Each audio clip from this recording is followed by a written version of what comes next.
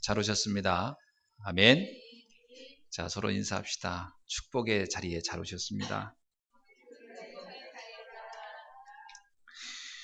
반드시 응답받고 갑시다.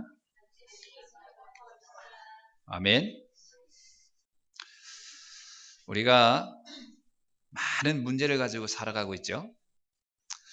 그 많은 문제가 많지만 그 문제에 반드시 완벽한 답을 하나님은 우리에게 주셨습니다.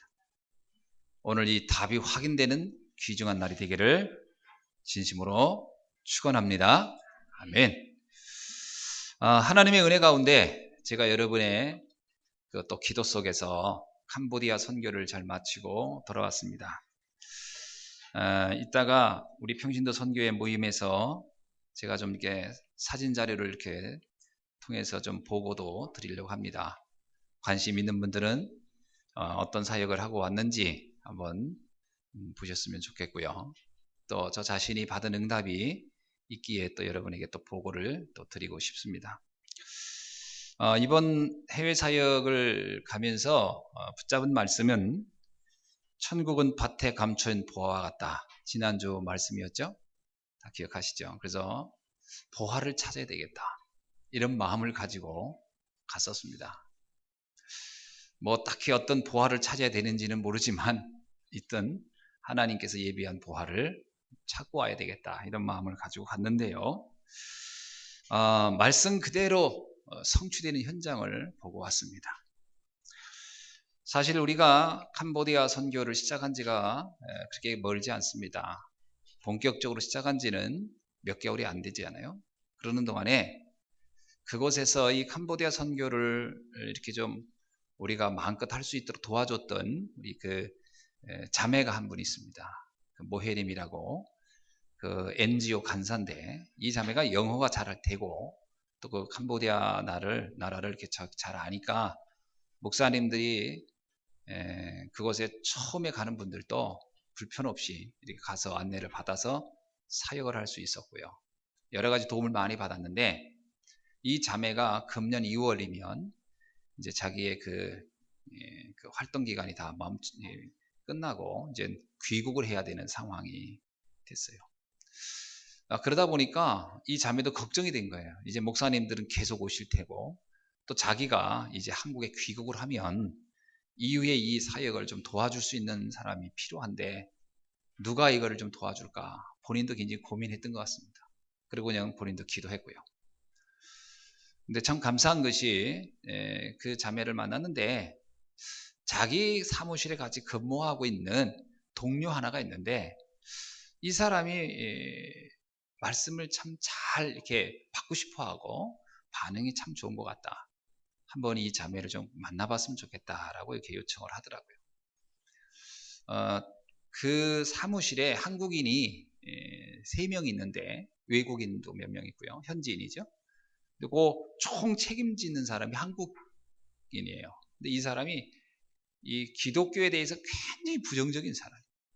뭐 무슨 상처가 있었겠죠.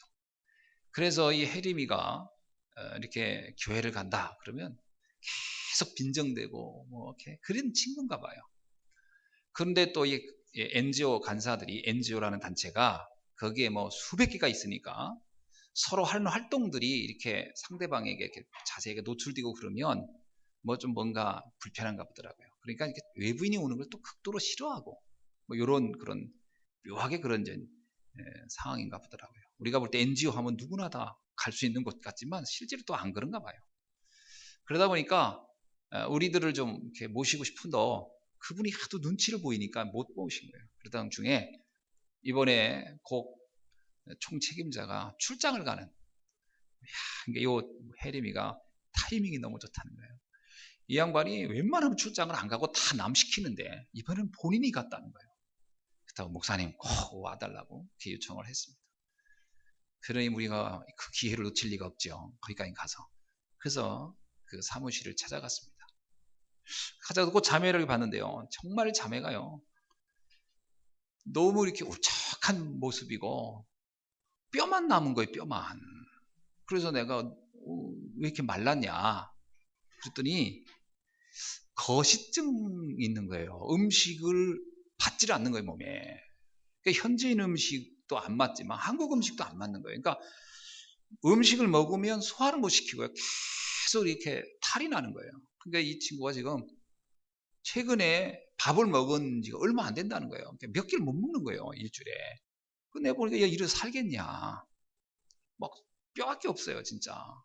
이거 봐도 무슨 얘가 여기서 일할 아이가 아니고 병원에 입원해야 할 아이가 거기 있는 것 같은 거예요. 그래서 내가 속으로 네가 지금 여기서 이 활동을 할 게 아니라 한국에 귀국해서 치료를 받아야 될 것 같다라는 마음을 들더라고요.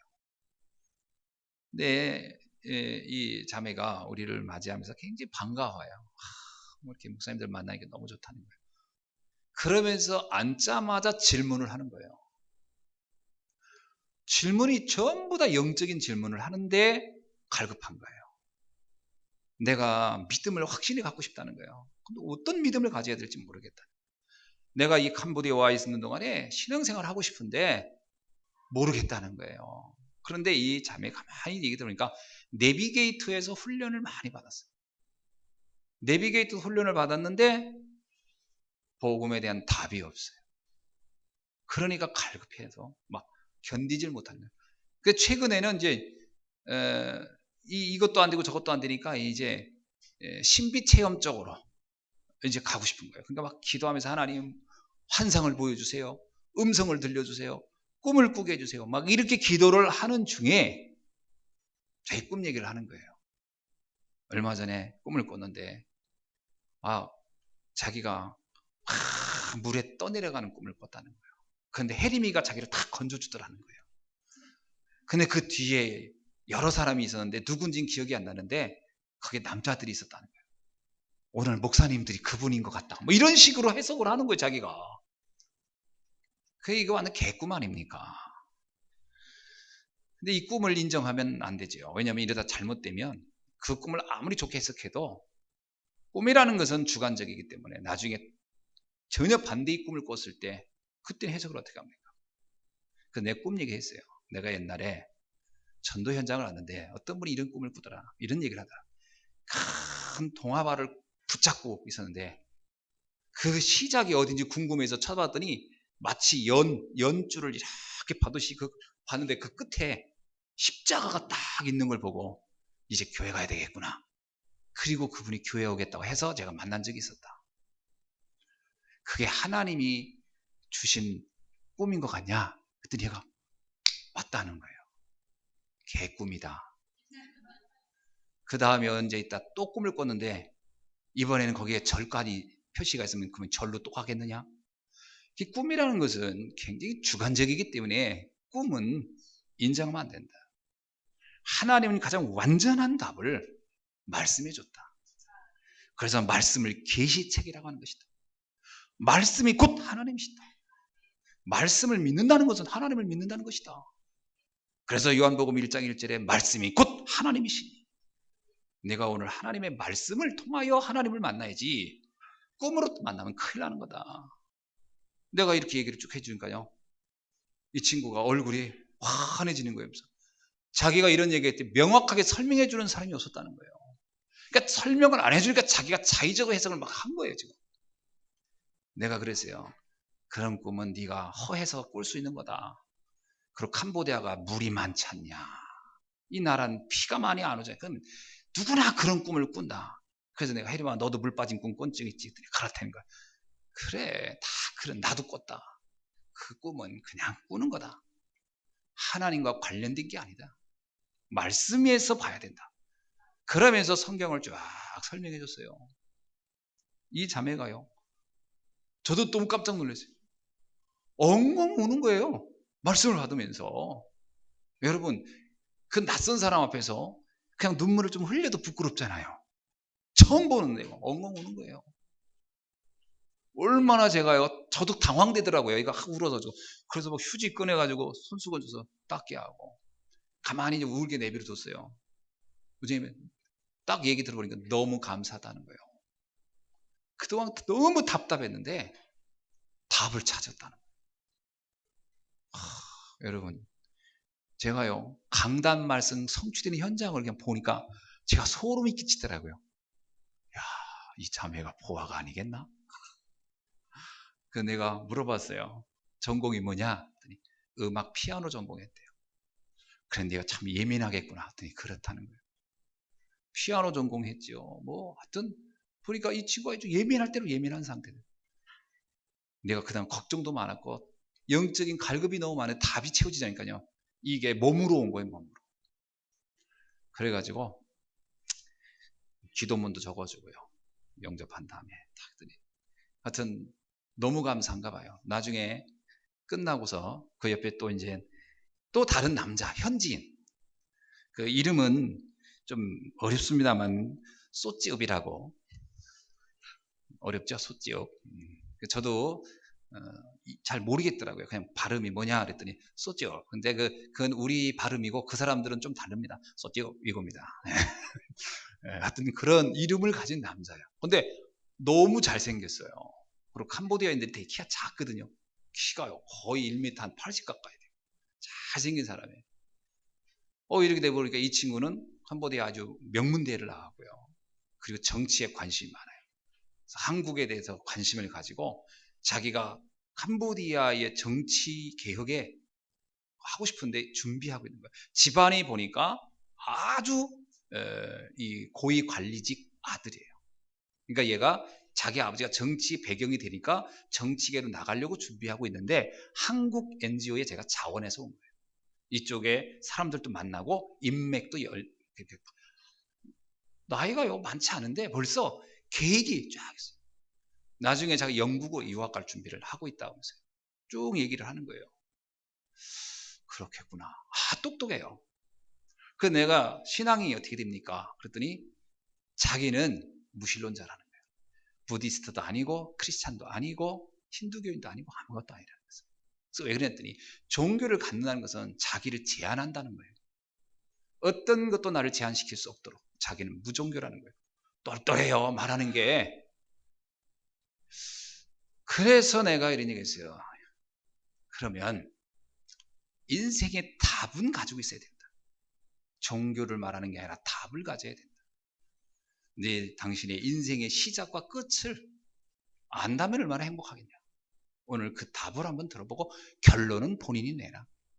그리고 옆에 있는 목사님을 소개했어요. 이분이 이 일의 전문가다.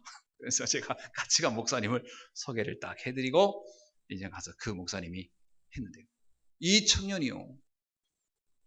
나중에 목사님한테 여쭤보니까 말씀을 너무 잘 듣는 거예요. 영접을 딱 하고 나서 하는 얘기가 뭐냐면 이런 말은 한 번 들어서는 알 수가 없다. 자기가 최소한 몇 개월은 들어봐야 되겠다. 우리가 말도 안 했는데요. 몇 개월을 듣겠다고 양육 기간을 정하는 거예요. 그러면서 하는 얘기가 목사님이 계속 오실 수 있겠습니까? 그러는 거예요. 아니, 우리가 한국에서 어떻게 계속 갑니까? 우리는 못 가지만 우리를 대신해서 목사님들이 들어간다. 그 목사님을 다음에 소개해 주겠다. 그리고 해리만 네가 알고 있는 내용을 우리가 갈 때까지 전달해라. 그래서 해리미가 알았대요. 그래서 해리미가 책을 달라더라고. 그래서 우리가 또 가져간 책을 다 영어로 된 책으로 그거로 양육이 시작됐습니다.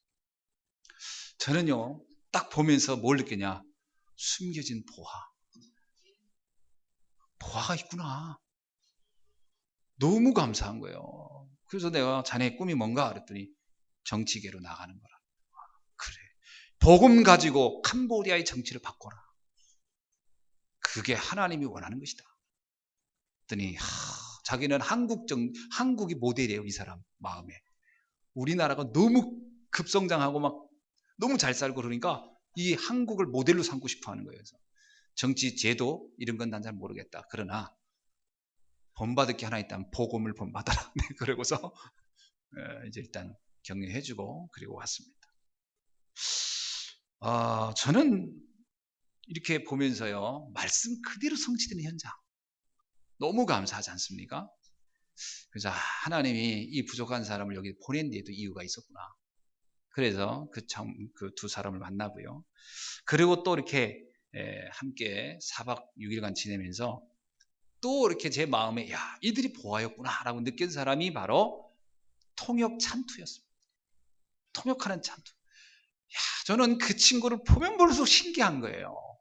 어떻게 해서 우리가 이런 사람을 만났을까? 우리가 처음에 그런 얘기 했잖아요. 한국말을 좀 하고, 그리고 캄보디아 말도 하고, 영어도 하는 이런 사람을 만나게 해달라고. 근데요, 진짜 이런 사람을 만났거든. 근데 지금 우리 도와준 지가 1개월 반밖에 안 돼요. 그런데 얼마나 이 복음을 잘 아는지 본인이 다 영접 다 시켜버려요. 그 우리가 뭐 통역할 것도 없어요. 단지 우리는 문만 열어요. 이 찬토가 그러더라고. 목사님은 한국에서 왔기 때문에 목사님들이 가면 그 사람들이 마음의 문을 연다는 거예요. 그것만 해주면 자기가 나머지 다 하겠다는 거예요. 그래, 그렇게 하자. 그 우리 한국에서 여기까지 하나님이 보내서 왔습니다. 우리 이 얘기만 우리는 이 얘기만 합니다. 오늘 하나님이 당신을 위해서 귀중한 선물을 주려고 왔습니다. 그런데 우리가 말이 서로 다르니 여기 말 잘하는 우리 친구 하나를 데려왔습니다. 그래서 이 친구한테 우리가 할 얘기를 다 전해줬으니까 이 친구 입에서 이제 나오면 그건 우리가 한 얘기라고 생각하고 들으십시오. 그리고서 이제 이 친구가 그러면요 이러고서 이제 제가 하는 거예요.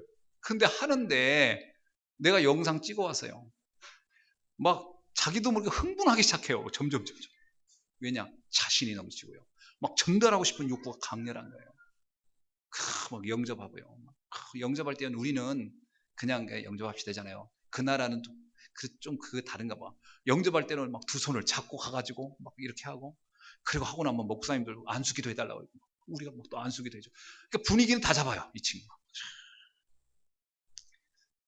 포화가 여기 있었구나. 포화가 여기 있었구나. 이 친구가 뭐 돈 벌고 싶다, 한국에 가가지고 돈 벌어야 되겠다 막 이러더니 조금씩 그게 이제 바뀌어요. 계속 갈 때마다 미션을 줘요. 캄보디아를 너희가 살려야 한다. 그래서 이번에 뭐 겨자씨비요, 누룩비요 계속 했잖아. 그 바로 너다. 너를 두고 한 얘기다. 작은 자가 천을 이룰 것이다. 바로 너다. 막 이러면서 막 계속 힘을 줬더니요. 나중에 이러더라고요. 어깨가 무겁습니다. 숨은 보아. 숨은 보아. 또 한 친구가 있어요. 제가 늘 하고 있잖아요. 지혜이라고. 이 친구는요. 얼마나 순박하고 이 찬토란 친구가 아주 예민한 스타일이라면 이 지혜이는 굉장히 낙천적인 아이예요.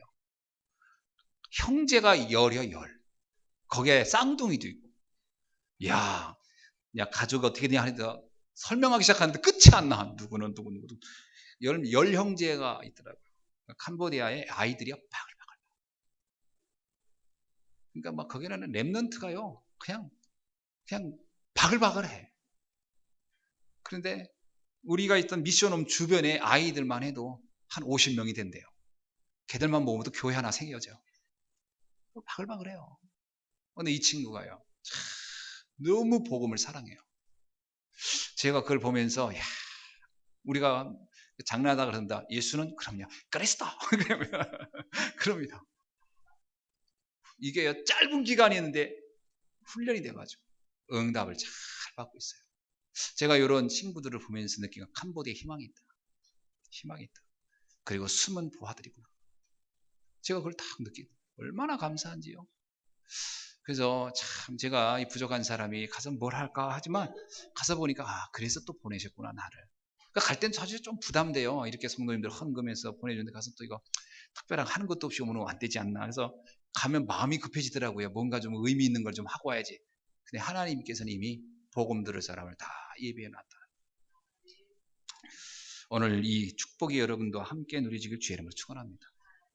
그래서 우리가 이 선교 현장을 가서 보면서 느낀 게 뭐냐면 복음과 전도와 선교가 되어지는 데는 또한 경제의 응답이 참 중요하구나 이런 걸 많이 느껴요. 숨은 경제의 응답을 꼭 받으셔야 돼요. 그죠? 숨은 경제. 우리가 세계복음화를 하려면 경제 응답이 필수입니다. 사실은. 물론 복음이 가장 중요하죠.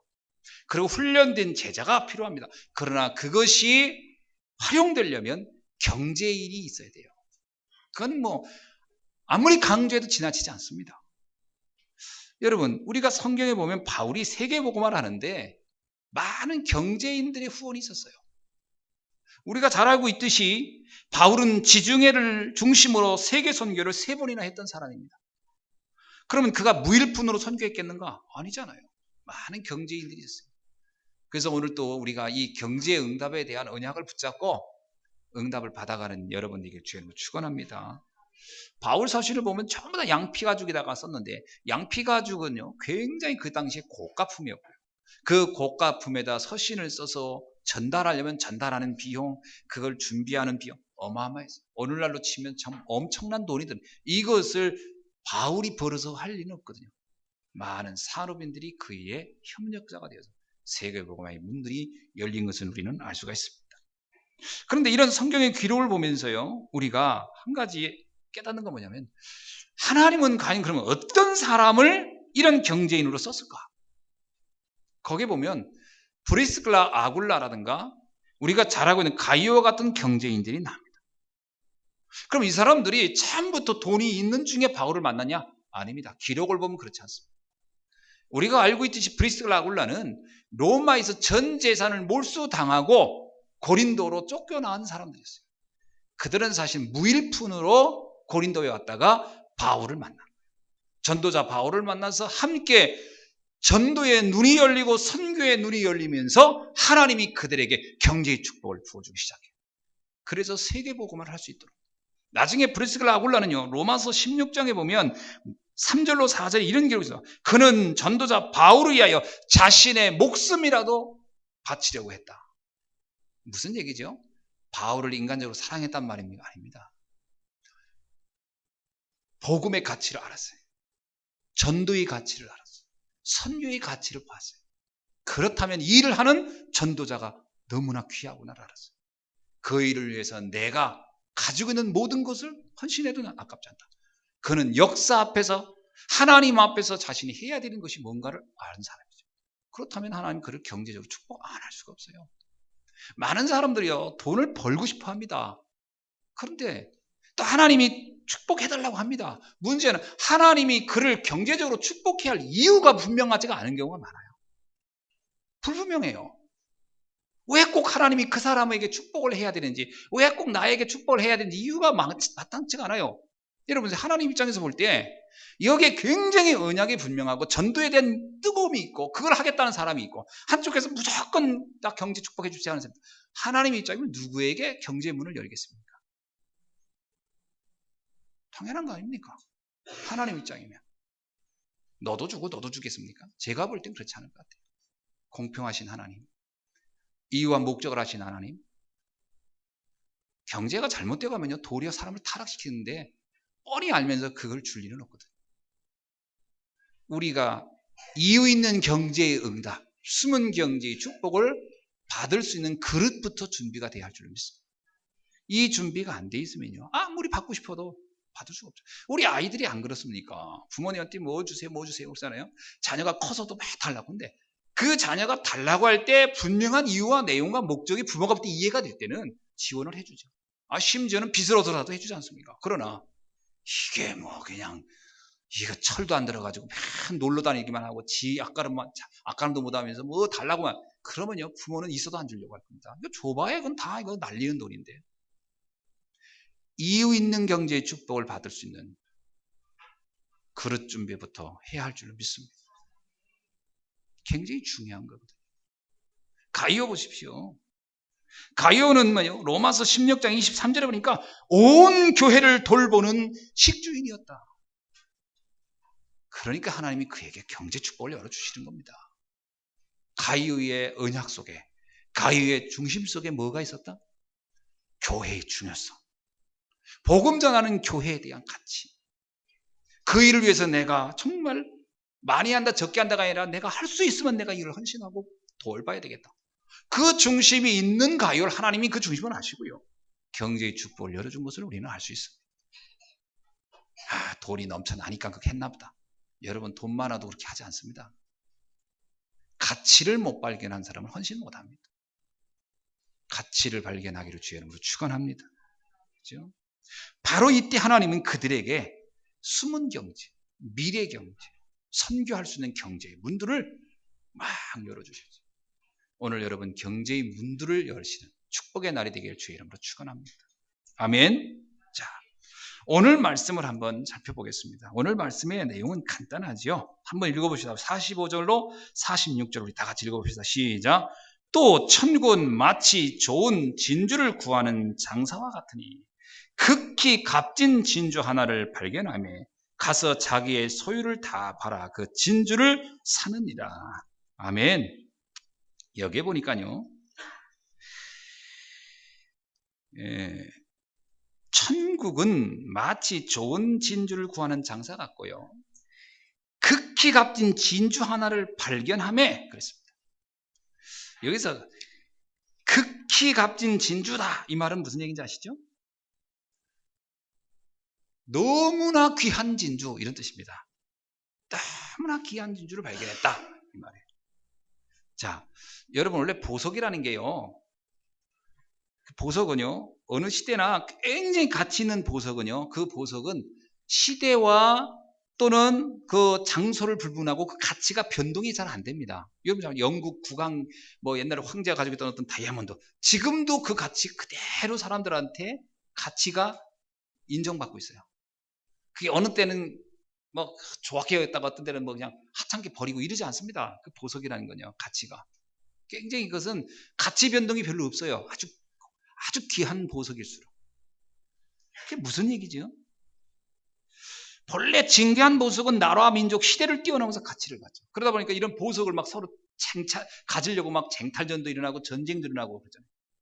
혹시 여러분 그 보어전쟁이라고 들어봤습니까? 영국인과 보어인들 사이에 일어났던 전쟁? 1899년도에 있었던. 역사 공부하신 분 잘 알죠? 남아프리카 공화국에서 일어났던 일이에요. 그게 보석을 위한 싸움이었어요. 보석 쟁탈전이었잖아요. 그 전쟁. 이런 전쟁이 일어납니다. 보석을 가지고. 자, 그러면 이 얘기가 무슨 얘기예요? 이건 예수님 당시에도 있었던 일이고요. 그 이전에도 있었어요. 우리가 잘 알고 히스기야 왕이 보석 자랑했다가 바빌론 그 대사들한테, 그 바빌론에서 계속 노리고 있다가 쳐들어온 거예요. 그게 바빌론 포로의 시작입니다. 보석 때문에 포로되어 간 역사. 히스기야 왕도 괜히 자기 보화 자랑하다 그렇게 됩니다. 그럼 이 보화 가치라는 것은 굉장히 중요한 가치가 있다는 거잖아요. 무슨 얘기죠? 복음은 마치 세상에서 가장 값진 진주와 같다는 얘기예요. 아멘입니까? 여기서 진주는 복음을 상징하는 거예요. 값진 진주. 복음은 아주 값진 것이다. 여러분 보석 좋아하죠? 보석 싫어하는 분? 나는 보석을 돌같이 보고 있다는 분이세요? 보석은요, 실상 뭐 언뜻 보면 생활에 별 도움이 안 될 것 같지만 보석 가지고 있으면 생활에 유익합니다. 복음은 우리의 삶과 밀접한 거예요, 사실은. 값진 진주와 같은 보화. 여러분, 이 복음이 값진 진주처럼 탐나야 돼요. 아멘? 진주를 준다고 하면 탐나죠? 복음 준다 하면 탐납니까? 교회에서 진주 하나씩 줄 테니까 주일날 오세요 그러면 아마 정말 여기 꽉 찰 겁니다. 그죠? 근데 진주보다 더 귀한 보화인 복음을 주겠다. 사람들 별로 관심이 없더라고요. 극히 값진 진주 같은 것이 복음이라는 거예요. 근데 본문의 비유를 가만히 보면요, 이 값진 진주를 천국이라고 하지 않았어요. 그 진주를 구하는 장사 같은 것이 천국이라고 그랬어요. 비유가 좀 다릅니다. 무슨 얘기입니까? 천국은 자기의 모든 재산을 팔아 값진 진주를 사는 장사와 같다, 이렇게 표현한 거예요.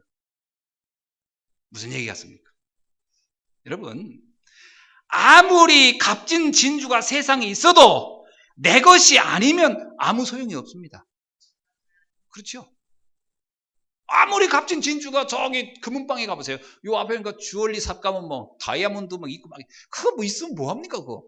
나하고 아무 상관없지. 내 게 아닌데. 내 게 아닌데. 뭐란 얘기예요? 천국은 복음이 내 것이 되어야 이루어진다는 거예요. 굉장히 중요한 얘기예요. 복음이 내 것이 되어야 천국이 이루어지는 거예요. 여러분, 그 그때 비로소요 기쁨이 넘치는 거예요. 옆 사람 기가 막힌 진주 가지고 있어요. 여러분 기뻐요 안 기뻐요? 옆 친구가 기가 막힌 진주 가지고 있어. 극히 값진 거. 여러분 어때요? 더 열받지. 더 짜증나지. 근데 그 친구가 나한테 줘. 너 가져라. 짜증이 나요 안 나? 아니 저 친구한테 그렇게 짜증나던 게 나한테 왔으면 더 짜증나야 되잖아. 아니지요. 입이 걸리죠. 그 차이가 아시네? 남이 가졌을 때와 내가 가졌을 때? 그게 천국이라는 거예요, 여러분. 옆 사람이 복음을 아무리 누리면 뭐예요? 더 짜증나. 저 인간 뭐가 좋다고 저러고 다녀? 더 짜증나. 그 복음이 내 것이 되어야 돼. 그래야 행복한 거예요. 그래야 기쁜 거예요. 천국이란 이런 것이다. 아멘? 그래서 아무리 대단한 복음이면 뭐합니까? 내 것이 아니면 아무것도 아닌 거예요. 내 것이 돼야 된다. 그래서 이 진주장사가요. 어느 날 진주를 보면서 가치를 본 거예요. 그러니까 사고 싶은 거예요. 그래야 되는 겁니다. 그 진주장사가 값진 진주를 봤는데 사고 싶은 마음이 없어. 그러면 두 가지 중에 하나예요. 진주장사가 지금 영적 문제에 너무 심해서 진주가 돌로 보였든지 아니면 진주의 가치를 보는 능력이 없든지.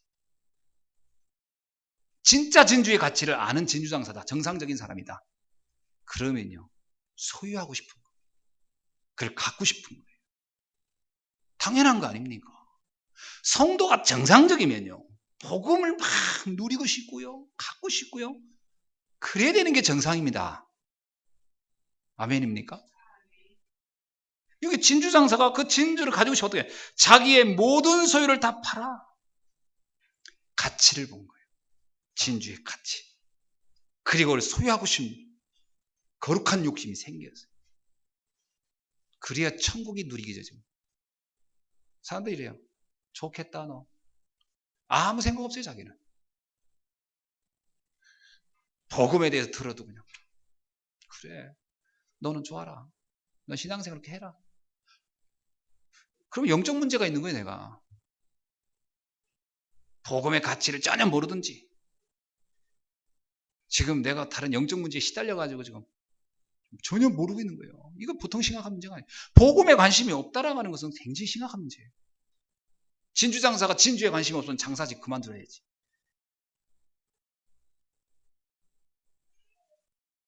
그래서 예수님이 비유를 기가 막히게 한 거예요. 아멘입니까?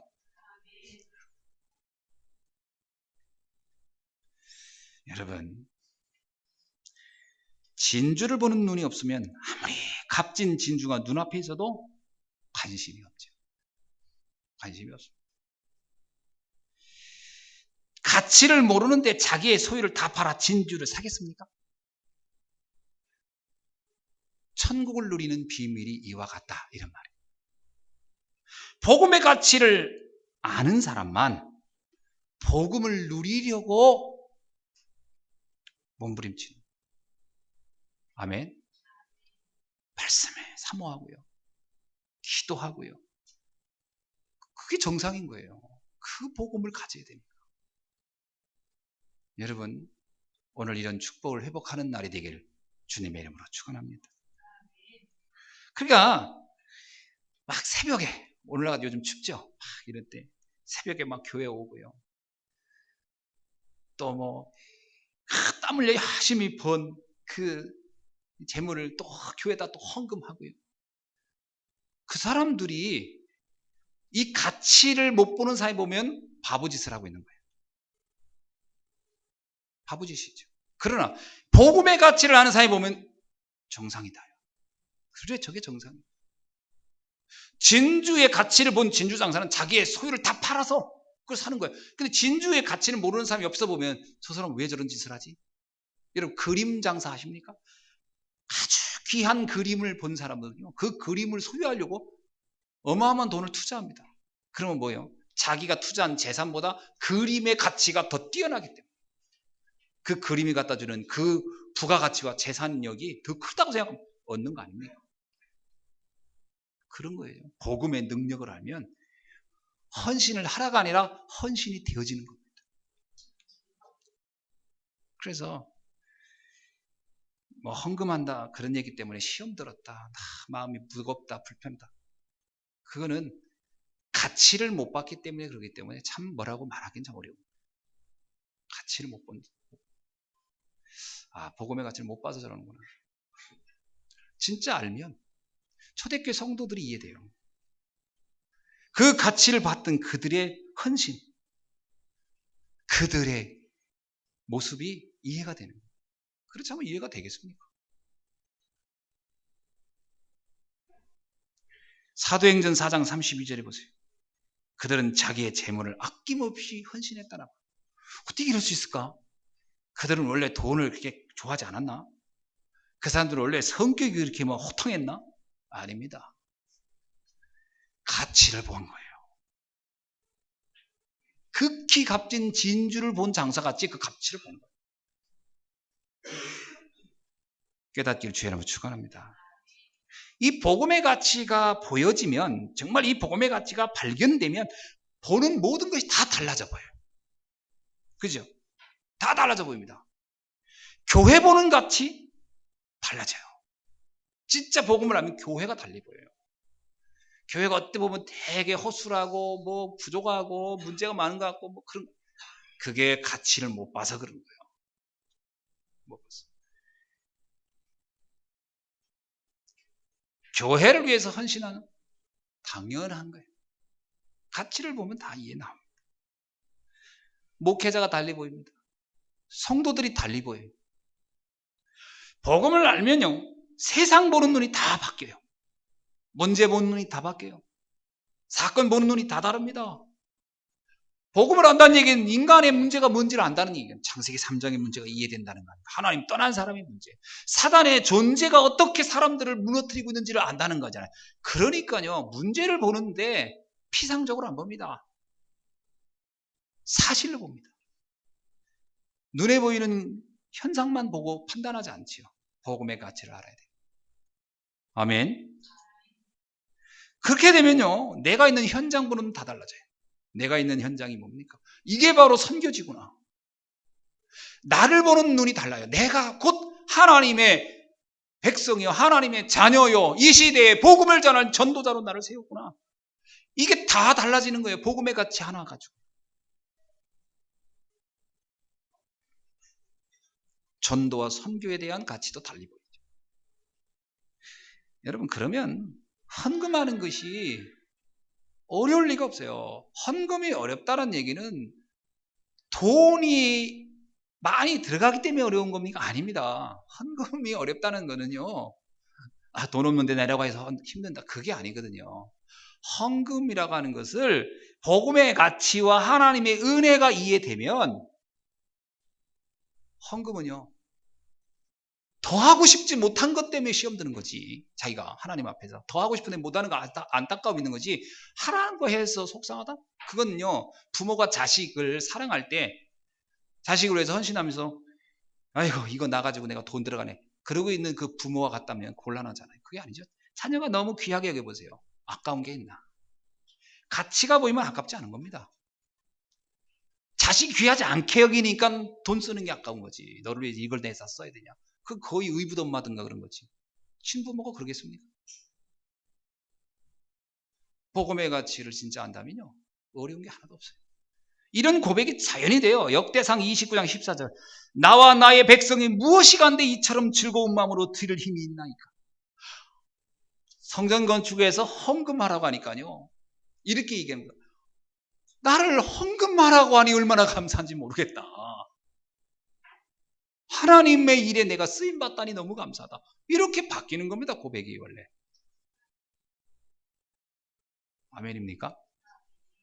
이 말은 헌금 하나 좀 이런 얘기가 아니에요. 그러니까 가치가 없는, 가치를 이해 못한 사람한테는 눌리는 얘기일지 모르지만 가치는 당연한 것이다. 너무나 당연한 얘기다. 부모고 자녀를 사랑하십시오. 자녀를 너무 사랑하는 부모는 그 말 들으면 당연한 거예요. 내 자녀 사랑해야지. 당연하지. 그러나 자녀를 사랑하지 않는 부모가 그 얘기 들으면 눌리는 거예요. 왜 사랑하라고 하지?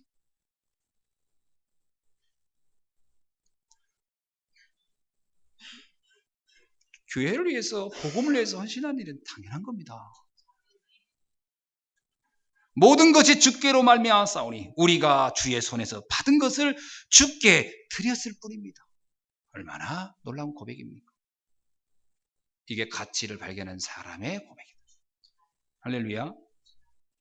그래서 복음의 가치를 모르면 헌신을 할 수도 없지만 해서도 안 됩니다. 사실은 분명히 말합니다. 복음의 가치를 모르면 헌신을 할 수도 없지만 해서도 안 돼요. 여러분이 헌금을 할 때 떨린다, 눌린다. 헌금 절대 하지 마세요. 그 헌금은 하나님이 기뻐받지 않습니다. 분명히 말합니다. 이건 헌금을 하는데 눌린다, 부담스럽다, 안 하는 게 좋습니다. 아직 가치가 안 발견돼서 그런 겁니다. 어느 날 내 마음속에 하고 싶은 마음이 충만할 때 그때 하십시오. 남 눈치 보면서 하면 안 돼요. 그 성경에 나오잖아요. 아나니아 삽비라. 바나바가 너무 감격해가지고 밭을 막 바칩니다. 옆에서 가만히 보니까 저거 나도 해야 될 것 같아. 그 자가 흉내냅니다. 아이고 아까워라. 헌금하고 시험 들고요. 헌금하고 망한 사람이 아나니아 삽비라예요. 그때 아나니아 삽비라는 하지 않아야 됐어야 돼요. 헌금을 하지 말았어야 돼요. 그러면 일찍 죽지는 않았어요. 하고 죽었다니까. 그게 뭐냐면 가치를 못 봐서 그래요. 모방하지 마시고요. 내가 체험해야 돼요. 복음을 체험해야 돼요. 그 맛을 알고 가치를 발견해요. 모방하지 마세요. 모방하면 시험 들어요. 무거운 짐이 되고요. 예수님이 그러잖아요. 너 무거운 짐을 내가 가볍게 할까? 내가 주는 건 가벼운 짐이에요. 가벼운 짐이에요. 짐은 짐인데 가벼워. 왜? 헌신을 하는데 그게 너무 가벼운 거야. 왜? 너무 감사로 하니까. 그렇게 돼야지. 남을 흉내내고 모방하면요. 더 큰 무거운 짐을 지고 가는 식이 되니까 그거는 신앙생활에 문제가 와요. 여러분. 복음의 가치를 알았던 사람들은요. 주저하지 않습니다. 누가복음 5장 11절에 보니까 베드로와 야고보와 요한이 예수님이 나를 따르라 그랬더니 배와 그물을 버려두고 즉시 주님을 따랐더라. 그겁니다. 가치를 본 사람은 그게 아무것도 아닙니다. 그냥 턱 버리고 갑니다. 그런데 반대로 마태복음 19장 16절 22절 한 부자 청년이 나와요. 그 청년의 예수님이 너는 버려두고 나를 따르라 그래요. 옛날에 바닷가에서 했던 얘기가 똑같이 했습니다. 그랬더니 이 청년이 근심하며 아이고 안 될 것 같은데 그러더니 돌아가더라. 그렇습니다. 가치를 못 본 사람은 헌신 앞에 주저하는 것이고요. 가치를 본 사람은 즉시 움직일 수 있는 거죠. 그 차이입니다. 사실은. 그럼 그 가치가 뭐죠? 복음의 가치가 뭘까요? 이게 이해돼야 돼요. 복음은 인생 근원적인 문제, 내 인생 수원금을 가지고도 해결할 수 없는 내 인생의 운명과 저주와 재앙을, 형벌을 해결한 사건이에요. 주님이 나를 위하여 십자가에서 죽으신 사건이에요. 그 은혜를 생각하면 내가 가지고 있는 이 재물, 내가 가지고 있는 이게 사실 그렇게 대단한 게 아닌 거죠. 여러분, 사람들이 왜 행복하지 않습니까? 하나님을 떠난 근본적 문제, 죄에 빠져 있고 사단에게 잡혀 있고 지옥의 권세에 영향을 받고 있기 때문에 행복하지 않은 거거든요. 그 문제가 해결된 것이 우리가 받은 복음입니다. 그 복음이 이해돼야 되잖아요. 진리를 알지니 진리가 너희를 자유케 하리라. 여러분, 저는 그리스도를 이해하고 나서요 딱 깨달은 것 중에 하나가 너무 자유로운 거예요. 나는 다 여러 가지 구속이 너무 많아요. 뭐 매여 있고 무능하고 능력 없고 뭐 어느 날 복음을 아니까요. 내가 너무 자유로운 거예요. 진리를 알지니 진리가 너희를 자유케 하리라. 해방이라는 단어가요. 내 인생 엑스도스가 딱 돼버렸어요. 너무 감사하더라고요. 여러분, 인간이 가지고 있는 이 어마어마한 문제는 인간이 어떤 것으로 해결하셨어요? 오죽했으면 여러분 잘 알죠. 이병철 씨가 종교인에게 보내는 몇 가지 영적 질문, 서신 보셨죠? 인터넷 가보면 나오잖아요. 자기도 마지막 그 많은 재산을 가지고도요, 자기 인생에 답이 안 나가지고 많은 종교인들의 질문 던진 이병철 씨가 질문 던진 거 보잖아요. 자기의 재산을 다 드려도 해결도 얻지 못하는 문제 앞에 그는 낙심하고 있어요. 절망하고 있어요. 이런 사람 겁니다. 세상은 그런 거예요. 거기에 답을 얻은 거예요. 요한복음 14장 6절. 내가 곧 길이요 진리요 생명이니 나로 말미암아 아버지께 올 자가 없느니라.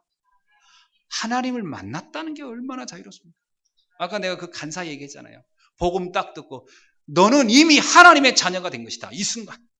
그리고 이것이 믿음이다. 예수가 그리스도라고 믿어졌다는 게 요게 믿음이다. 이 믿음으로 너는 하나님의 자녀가 됐고 너는 지금 즉시 천국의 백성이 된 것이고 사단은 너를 떠났으며 너의 죄는 끝난 것이다. 막 엉엉 우는 거예요. 너무 행복하다고. 여러분, 이 자유함, 이게 복음입니다. 아멘. 주님이 나의 주인 되는 거예요. 내가 그의 아들이 되고 나의 그의 자녀가 되고 그는 나의 아버지가 되는 이 관계, 영적 관계가 다 형성돼요. 이게 복음입니다. 뭐 노력해서가 아니에요. 믿을 때 얼마나 행복하고 얼마나 당당하고 아무것도 염려하지 말라. 그 말을 주님이 우리한테 줄 때는요, 이걸 전제하니까 아무것도 염려하지 마. 염려 안 해도 돼. 왜? 내가 너의 주인이니까. 내가 너를 책임질 거니까. 네가 물 가운데 가도 불 가운데 가도 넌 타지도 않을 거며 물에 빠져 죽지도 않을 것이다. 네 인생은 절대 망하지 않을 것이다. 얼마나 멋진 축복이며 얼마나 약속입니까? 이게 복음이 안에 준 행복이요 자유예요. 그 하나님 앞에 하나님이 하시는 일을 위해서 좀 헌신하는 것 벌벌벌 떤다. 이게 이해가 안 된 거지요. 이 자유함이, 이 해방이, 이 축복이, 이 용서가, 이 사죄가 이해가 안 된 거지. 그러니까 그런 사람 붙잡고 헌신하라고 하면 이게 짐스러운 거지.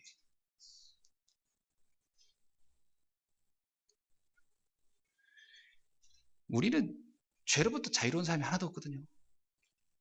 죄, 원죄, 조상으로부터 왔던 우상 숭배했던 가문의 문제, 내가 끊임없이 지은 자범죄, 아무도 자유로운 사람 없잖아요.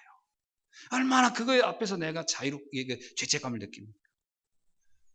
저 자신도 괜히 그런 것 때문에 많이 눌리고, 그러니까 오죽하면 자꾸 내가 이렇게 뭔가 완전하지 않으니까 처음에는 완전해 보려고 몸부림치다 이것도 안 되고 저것도 안 되니까 나중엔 자포자기하게 되더라고요. 그러면서 아휴, 내가 괜히 목회했나 보다. 맨날 성도들 앞에서 이거 보고 거짓말을 하는 것 같고 내 문제가 해결이 안 되니까요. 내가 그냥 눌리는 거예요, 삶에. 그리고 주일날 되면 마음이 천근만근해요. 성도들 얼굴 보기도 민망하고 막 그렇더라니까요. 어느 날 복음을 한 거예요. 나의 모든 죄가 끝났구나. 우리가요, 이 죄와 허물에서 해방됐다는 말이 엄청난 거거든요. 그래가지고 얼마나 이 뻔뻔해졌는지 제가 정말 이게 본질상 뻔뻔해져 버렸어요. 그래가지고 뭐 그냥 자유롭네. 너무 감사합니다. 그리고 제가 굉장히 자신감도 없었어요. 사람도 여러 가지 눌리는 게 너무 많더라고. 뭐가 내놓을 게 있나, 뭐가 있나 다. 어느 날이요, 복음 따고 나니까 내가 세상에 제일 잘난 놈이구나 이 생각이 번뜩 나는 거예요. 얼마나 자유롭고 감사한지. 그게 정상입니다. 아멘. 옆 사람하고 인사합시다. 내가 참 잘난 사람입니다. 남들이 나한테 잘났다고 얘기해 주는 것도 민망하지만 내가 나 스스로 잘났다고 하면 더 민망하죠. 근데 그게 맞아요. 저는 누가 뭐라 해도 난 잘났다. 그냥 나를 위로하려는 게 아니라 그게 믿어져요. 옛날에는요, 나보다 더 큰 교회 하고 있는 친구들 만나고 그러면 그렇게 눌리는지, 내가 괜히 목회 실패한 것 같고 뭐 한 것 같고 막 눌리잖아요. 근데 이게 안 눌리는 거예요. 예수님도 12명 하다가 1명 실패하고 11명 목회했구나, 뭐 이런 위로도 되고, 뭐 이게 뭐 일당백인데 뭐 한 명이 1000인데 그러면 다 이걸 지금 1000으로 계산했을 경우에 나타날 확률을 생각하니까 어마어마한 일을 난 지금 겨자씨를 뿌려놓고 있는데 결과는 하나님이 알아서 하실 거고. 아멘. 나 이번에 캄보디아 가지고 겨자씨 몇 개 뿌리고 왔어요 지금. 나 지금까지 갈 때마다 겨자씨 몇 개씩 뿌리고 왔는데 그 일어날 결과를 생각하면요, 난 지금 천국에 가면 지금 어마어마한 상을 받을 것 같아. 내가 지금 눌릴 게 하나도 없는 거야. 눌릴 게.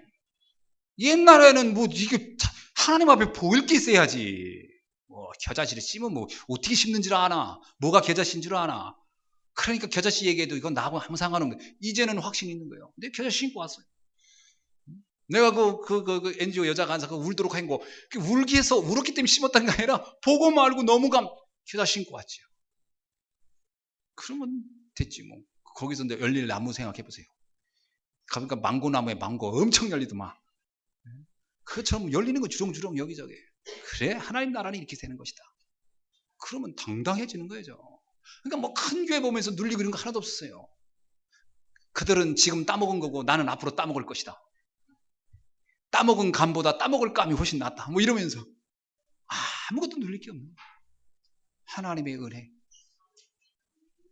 이게요, 정말 이 그리스도라고 하는 것이 비밀이 이해되니까 얼마나 행복했는지.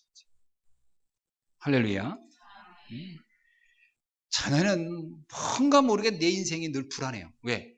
보이지 않는 옥새를 찐 것처럼요. 내가 이렇게 몸부림쳐도 안 되고 잘해도 안 되고 뭔가 자꾸 그야말로 무슨 큰 이렇게 그 유리관 안에 내가 갇혀 있는 것처럼 답답한 거예요. 이래도 뭔가 벽이 마치 왜 그럴까 생각했어요. 그거 모르겠더라고.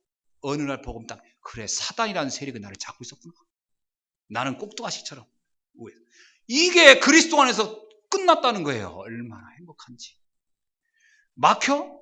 그건 사단이 막은 게 아니지. 내가 가야 할 길이 아니기 때문에 하나님이 다른 길로 가라고 여기를 막은가 보다. 걸릴 게 없고 두려울 게 없는 거예요. 그리고 돌아서 갔더니 축복이 기다리고요. 할렐루야. 아무것도 문제가 안 돼. 얼마나 감사합니까? 이게 그리스도 안에서 주는 삼지가 아닙니까? 왕, 제사장, 선지자의 은혜를 우리에게 주신 하나님의 은혜. 아무것도 막힐 게 없는 거예요. 두려울 것도 없고 염려할 것도 없습니다. 사실은. 뭐 기도 안 하고도 그러고 있으면 너무 좋은데 그러면 좀 영적 체질이 있기 때문에 염려할까 봐 주님이 기도하라 그랬잖아요. 그럼 기도하면 또 되고요. 아멘. 누구든지 예수님이 그리스도라는 사실을 마음으로 믿고 영접하면 이 모든 하나님의 축복과 하나님의 은혜가 나에게 이미 임한 줄로 믿는 겁니다. 아멘. 그게 하나님의 약속이죠. 자, 이런 복음의 가치를 깨닫고 이걸 누릴 때 비로소 복음이 내 것이 되는 거예요. 그때 천국이 내 안에 이루어지는 거예요. 그걸 천국이라고 합니다. 천국이라는 게 누가 이렇게 갑자기 기분 좋아지고 그러다 또 울적에다 기분 좋으면 그때 천국 잠깐 됐다가 또 슬퍼지고 안 되고 답답하면 천국이 없어지고 이런 게 아니에요. 천국은 근원적으로 하나님이 나와 함께 하시고 내 인생을 책임지시고 내 인생의 과거, 현재, 미래의 문제가 다 끝났다는 것이 믿어지는 그것이 천국의 시작이며 천국을 누리는 비밀입니다. 아멘. 그러나 인간이 육신을 가지고 있으니까 때로는 육신적인 어떤 문제가 오면 아프세요. 아프면 아프지. 예수님도 십자가에서 고통스러웠으니까 주여 너무 아버지여 이 고통을 육신을 가지고 있으니까 그 고통을 그러면 예수님이 그 했다고 해서 그러면 천국이 사라진 천국이냐? 아니잖아요. 그런 건 아닙니다. 저도 이번에 가서 오는데 저녁 11시 10분 비행기거든요. 11시 10분 비행기를 타고 이제 나와야 돼요. 그럼 나오면 아침에 여기 이제 7시 반쯤에 도착하고 7시 반쯤에 도착하면 집에 와서 좀 쉬었다가 그러면 이제 오후에 또 모임이 있었으니까 거기 가고 그리고 그동안에 보고서를 써야 되고 보고할 때가 있고 상임위원회 보고를 해야 되고 여러 가지가 일이 쭉 있었어가지고 일정을 놓고 그냥 생각하고 이렇게 해야 되겠다는 일정을 쭉 하고 있는데 한국에서 눈이 많이 와가지고 비행기가 안 온다는 거예요. 그걸 기다리라는 거예요. 공항에서 앉아 있는데요. 중국 아줌마들이 왜 이렇게 떠드는지. 난 처음에는 한국 아줌마들인 줄 알고 한국 여자들 여기까지 와가지고 시끄럽게 안 하고서 너무 짜증이 나가지고 가봤어. 이거 알아듣지 못할 중국말로 떠들어대는데 아나무인이 아나무인. 4명이 사는데 이거 가서 얘기도 못하겠다고 남자가 어떤 험하게 생겼는지 괜히 얘기했다가 또 맞을까봐 객지에서 그래서 이렇게 보고 아유 그러고 앉아 막 피곤하지요. 좀 눈 좀 붙이려고 하는데 옆에서 막 무슨 게임을 하는 건지 막 엄청 떠들더라고요. 옛날에 우리가 60년대 우리 아줌마도 저랬나 보다 이런 생각하면서 위로는 하고 있는데 시간이 계속 가는 거예요. 11시 반 하더니 하는 얘기가 2시대도 비행기가 안 오고 3시대도 안 오고 4시대도 안 오고 신경질이 나기 시작하는 그래도 천국은 함께 있는 겁니다. 6시 반 되니까 비행기 타라더라고요. 그래서 공항에서 꼬박 그냥 그리고 6시 반 비행기 타고 아침에 여기 11시에 도착하더라고요. 야 정말 그래도 뭐 또 탔는데요. 또 금방 또 그 짜증도 없어지는 거예요. 그러면서 눈 내린 활주로나 잘 착륙했으면 좋겠다 하면서 기도가 나오고 뭐 이런 입장이에요. 그렇습니다. 뭐 사람이 육신을 가지니까 좀 짜증 날 때도 있고 그렇다고 천국이 사라졌느냐 아닙니다. 그렇지 않습니다. 하나님이 나와 함께 하시고 내가 조금 그랬다고 해서 하나님이 떠나고 나의 용서됐던 죄가 다시 오고 그런 게 아니죠. 끝난 겁니다. 아멘. 그걸 믿고 누리는 거예요. 그러니까 어떤 때는 나의 실수도 문제가 안 되는 거예요. 어떤 경우 내가 구원 받아놓고 또 실수했다고 해서 그것이 또 눌리고 또 잡히고 그러면 그거는 끝난 게 아니에요. 끝나야 되는 겁니다. 다 끝나야 돼요. 깨달으시길 주의 이름으로 축원합니다. 자, 여러분이 정말로 하나님의 자녀요. 하나님의 복음의 비밀을 아는 자라면 오늘부터 누리기를 주의 이름으로 축원합니다. 자, 말씀을 맺습니다. 오늘 말씀을 언약으로 굳게 붙잡고 누리기를 바랍니다. 오늘 강단과 오늘 말씀이 여러분이 답이 될 때까지 오늘 말씀이 여러분의 인생에 답이 될 때까지 한번 이 말씀에 집중해서 응답을 누리시길 바랍니다. 그래서 묵상기도 한번 들어가보세요. 여러분 정말 오늘 말씀을 계속 들으시면서 한번 기도해 보세요. 어떤 말씀이 내게 어떻게 응답되는지. 여러분이 정말로 복음으로 인생에 답을 내버리면 모든 것이 달라질 것이고 기도의 제목부터가 달라질 것입니다. 여러분 많은 것이 달라질 겁니다. 복음 안에서 천국을 누리는 3가지의 방법을 소개해 드리겠습니다. 첫째는요. 모든 문제는 하나님의 자녀가 맞다면 모든 문제는 축복입니다. 아멘. 두 번째, 모든 갈등은 나를 갱신시키는 기회입니다. 여러분, 모든 위기는 기적을 체험하는 찬스가 될 것입니다. 아멘. 예. 그래서 기다리면 돼요. 하나님의 나라가 반드시 임할 것입니다. 그리고 3가지에 속지 않기를 바랍니다. 첫째 뭐냐? 맞다 틀리다 이거 가지고 갈등하지 마시고요. 내 의견을 다 포기하고 무조건 그리스도는 맞다. 여기에 결론 내고 가시면 돼요. 아멘. 로마서 3장 4절의 말씀에 이런 말씀이 있어요. 사람은 다 거짓되되 오직 하나님만 참되도다. 그렇습니다. 하나님만 참대요. 그래서 내가 옳다 하는 것은 내 생각이지 그게 정말 옳은 게 아닌 경우가 많아요. 그래서 옳다 그르다 이런 걸 내가 구분하지 말고 그리스도가 맞기 때문에 내 생각 편견 내려놓고 그리스도 붙잡고 가면 됩니다. 아멘. 그래야 천국을 누리기 시작해요. 근데 내 거 붙잡고 가면 천국에 안 누려져요. 나라는 그 체질에 막 묶여가지고. 두 번째입니다. 된다 안 된다 하는 것을 포기하시고 된다 안 된다 대부분 내 불신앙 내 수준 내 형편 가지고 하거든요. 요거 내려놓고 하나님 계획이 맞다면 하나님이 하실 것이다. 아멘. 그래서 하나님의 능력 믿고 가시면 돼요. 내 능력으로 하는 게 아닙니다. 우리 2013년도 무슨 이런저런 계획도 세우고 할 건데 우리 형편 보고 될 수 있다 안 된다 이렇게 하면 하나님 나라 못 누립니다. 하나님의 능력 믿고 가시면 돼요. 세 번째입니다. 현실과 사실 사이에서 갈등하지 마십시오. 현실은 내 눈엔 잘 보이죠. 현실이. 그럼 여러분 12명의 정탐꾼 아시죠? 10명이 본 건 현실을 봤어요. 그러나 2명은 사실을 봤어요. 영적 사실을 봐야 돼요. 사실을 봐야 돼요. 그리야 천국을 누리게 돼요. 사실을 봤던 여호수아와 갈렙은 흔들리지 않아요. 문제가 문제를 안 보여요. 크게 사실을 보니까. 그러나 현실을 보면 10명의 정탐꾼처럼요. 우리는 그들의 밥이야. 우리는 그들의 메뚜기 같아요. 어떻게 천국을 누려지겠어요? 사실을, 영적 사실, 하나님의 주권, 하나님의 능력, 아멘. 우리에게 준 사실 중에 가장 큰 사실, 땅끝과 이를 복음의 증인이 되게 하리라. 여러분은 세계를 살릴 사람들이, 여러분은 교회와 지역과 가문과 이 민족과 세계를 살릴 사람으로 나를 부르셨다라는 거. 이게 사실입니다. 그리고 나머지 다 넘어가세요. 다 축복의 도구가 될 것이고 갱신의 기회가 될 거예요. 다 넘어가세요. 특히 사람 문제 될 거 없습니다. 하나님은 여러분을 이 시대를 놓고 부르셨어요. 이것을 믿으시고 응답받는 바로 여러분이 바로 이 진주를 소유한 사람들입니다. 이 축복을 잊지 않기를 주의 이름으로 축원합니다. 기도하겠습니다. 하나님께 감사드립니다. 오늘 이 시간 진주를 소유한 장사 같은 복음이 내 것이 된 우리 예수님께 모든 성도들의 축복을 허락하여 주옵소서. 주 예수 그리스도의 이름으로 기도하옵나이다. 아멘.